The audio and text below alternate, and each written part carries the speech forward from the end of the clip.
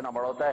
وہ چھپکلی کی طرح ہوتا ہے. چھپکلی سے کوئی 10-15 گنا وہ بڑا ہوتا ہے, 20 گنا بڑا ہوتا ہے.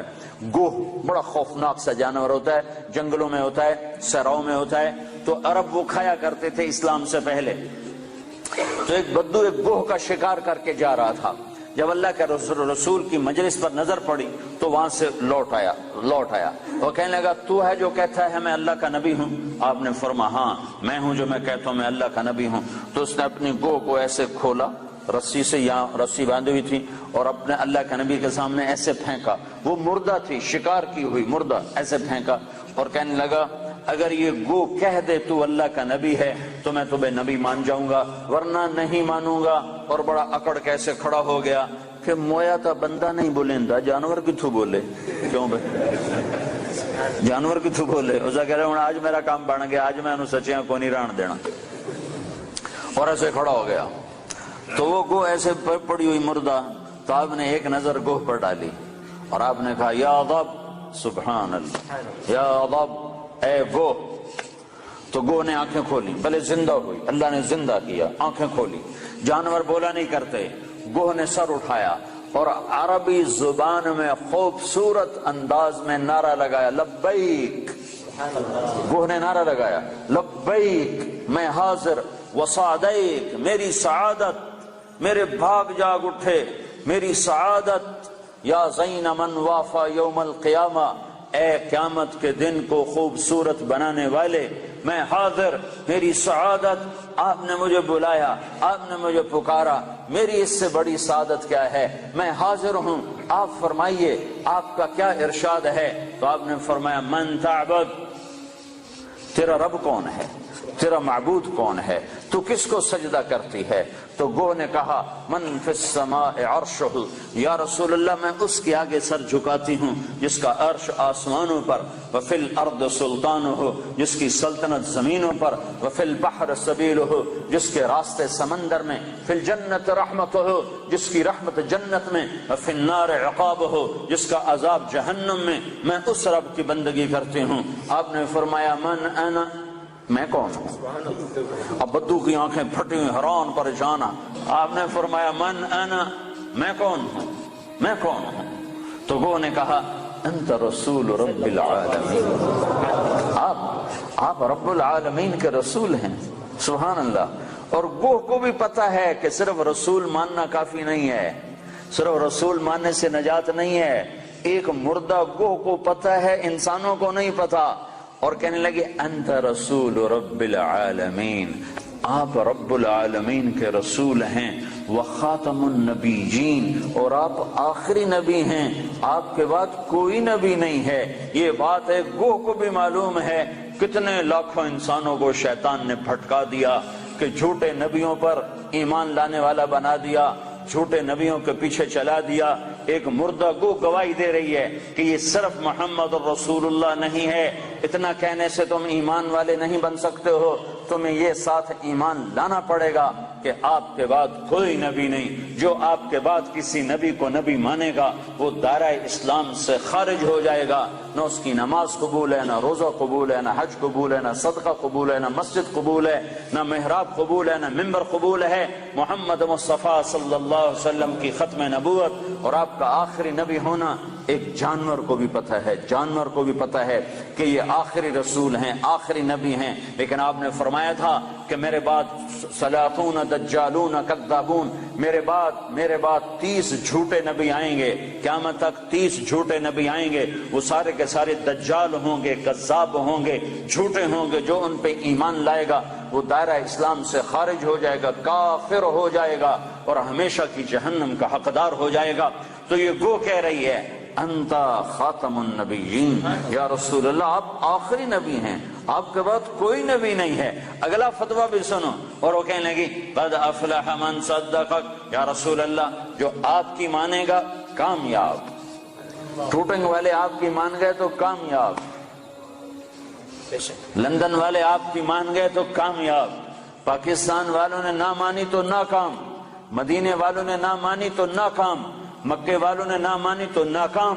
جو جس جگہ افریقہ کے کانگو کے جنگل میں رہنے والوں نے یا رسول اللہ آپ کی مانی تو کامیاب, کامیاب, کامیاب.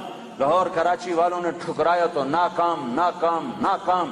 کامیابی کا ایک ایک ایک ایک ایک ایک ایک ہی راستہ ہے، وہ ہے محمد الرسول اللہ صلی اللہ علیہ وسلم.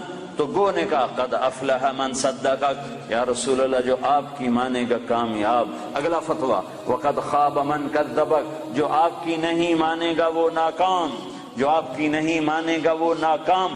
ماننے والے کامیاب، نہ ماننے والے ناکام، ماننے والے کامیاب، نہ ماننے والے ناکام.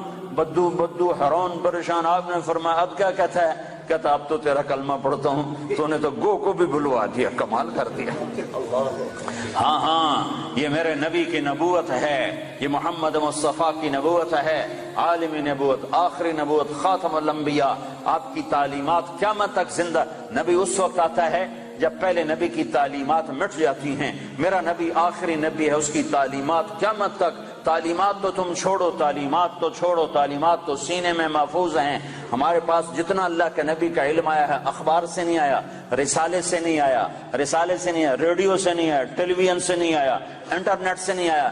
ہمارے پاس انسانوں سے چلتا ہوا علم آیا ہے، سند کے ساتھ یہ علم ہم تک پہنچا ہے.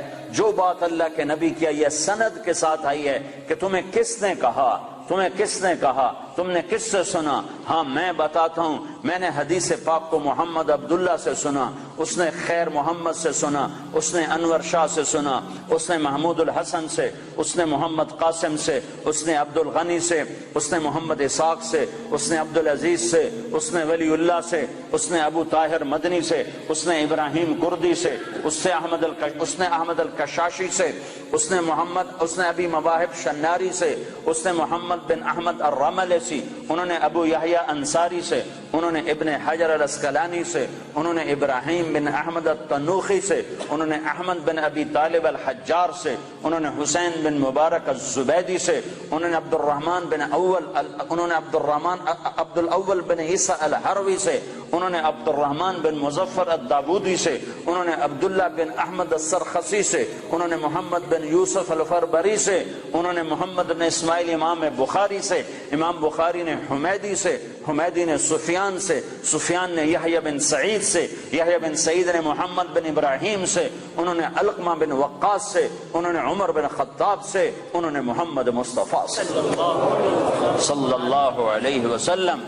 جب تک یہ سند موجود ہے کسی نبی کی ضرورت نہیں ہے، اور جب تک سورج چاند چمکتا رہے گا یہ سند کا علم چلتا رہے گا.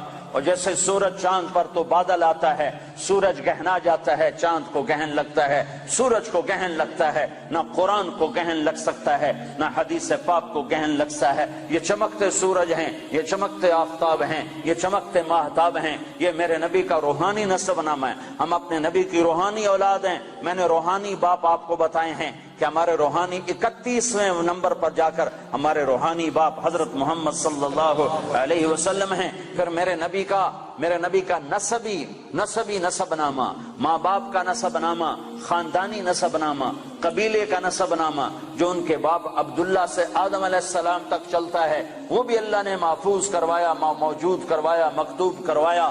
وہ ہے محمد بن عبداللہ بن عبد المطلب بن ہاشم بن عبد مناف بن قصی بن کلاب بن مرہ بن کعب بن لوی بن غالب بن فہر بن مالک بن نذر بن کنانہ بن خزیمہ بن مدرکہ بن الیاس بن مضر بن نزار بن معد بن عدنان بن اود بن حمیسہ بن سلامان بن عوس بن بوز بن غموال بن ابی بن عوام بن ناشد بن حذاء بن بلداس بن یدلاف بن طابخ بن جاحم بن ناحش بن ماخی بن عیفی بن عبقر بن عبید بن الدعاء بن حمدان بن سنبر بن یثربی بن یحزن بن یلحن بن ارعوى بن عیدی بن زیشان بن عیسر بن اقناد بن ایہام بن مقصر بن ناحف بن زارہ بن سمی بن مزی بن عوض بن عرام بن قیدار بن اسماعیل بن ابراہیم بن آذر بن ناحور بن سروج بن رعو بن فائج بن عابر بن ارفخشاد بن سام بن نوح بن لامک بن متوشال بن ادریس بن یرد بن ملح الایل بن قینان بن آنوش بن شیسر بن آدم علیہ السلام. یہ روحانی نسب نامہ بھی ہے اور خاندانی نسب نامہ بھی ہے. میرا بازو اتنا بڑا ہوتا ہے، وہ چھپکلی کی طرح ہوتا ہے. چھپکلی سے کوئی 10-15 گنا وہ بڑا ہوتا ہے، 20 گنا بڑا ہوتا ہے. گوہ بڑا خوفناک سا جانور ہوتا ہے، جنگلوں میں ہوتا ہے، صحراؤں میں ہوتا ہے. تو عرب وہ کھایا کرتے تھے اسلام سے پہلے. تو ایک بدو ایک گوہ کا شکار کر کے جا رہا تھا. جب اللہ کے رسول کی مجلس پر نظر پڑی تو وہاں سے لوٹ آیا. وہ کہنے لگا